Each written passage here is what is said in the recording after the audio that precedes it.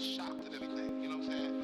But I wasn't more shocked of him dying. I was more shocked at him. So what legislation are you working now? What are you are all over the place, and I'm amazed watching you how quick you are to stop this, to stop whatever's going on in the Senate. You're very attentive.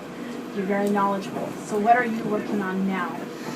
Okay, so a lot because I work in a body that's controlled by big government progressives of both parties, but yes, yes, it's controlled by the Democratic Party, but it's controlled by progressives of both parties. Yes. A lot of what I'm doing right now involves stopping things. What's that? My birthday's next week.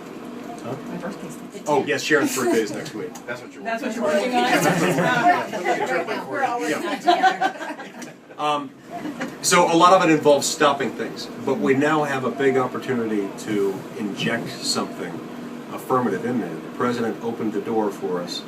The president has motivated me to run a new piece of legislation. I haven't decided all the details of it yet, but I think that when he suspended the application of the employer mandate, he did something that absolutely necessitates a prompt response on the part of conservatives in Congress. In fact, of all rule of law believing members of Congress of either party and of every political persuasion.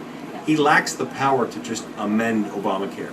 He can't just amend it. And what he's doing isn't authorized by the text of the statute. Right. So he's breaking the law that he pushed through as his signature legislative accomplishment. Sure. If he wants that changed, he's got to come back and negotiate with us. And so my idea is to run legislation that would take into account the fact that he wants to do that. And there are a number of things that I'm working on. I mean, first of all, I still think full repeal is what we need. And I also think that in addition to continuing to push for full repeal, we need to refuse to fund, we need to refuse to pass any funding mechanism, continuing resolution or otherwise, that funds the ongoing operations of government unless that mechanism strips out Obamacare implementation and enforcement funding. So I think that needs to be our next big legislative push, is to fight to make sure that the next continuing resolution, if any, contains that restriction. Can I ask, based on that question, if you're going to restrict to CR funding of Obamacare, is it going to be based on legislation that Obama has to come back with, or the Democrats have to come back with a new piece of legislation removing the employer mandate until they find a way to make it work? Well, kind of, but this would have to suspend everything. Right. It would need to suspend not only to suspend and defund not just the employer mandate, but also the individual mandate and all the other provisions that go along with it that deal with the setup of the exchanges. If they're not ready to do one part of this, the whole thing was designed to work as a cohesive whole. That's why all these provisions are set to kick in together on January 1st of 2014. You can't have it occur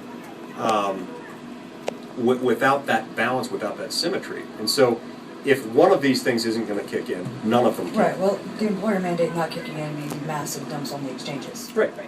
And look, this lumps the progressives who back this thing in the same camp as the caricature they've painted of us. It painted conservatives as these heartless friends of corporate fat cats. And yet they've just demonstrated that this is exactly what they are. They're willing to say, okay, yeah, we're going to fine, we're going to penalize individuals who don't comply with this law, but we're going to lift that completely when it comes to corporations. And I think that's unconscionable. And I don't think they're going to get away with it. And I think this is how we win.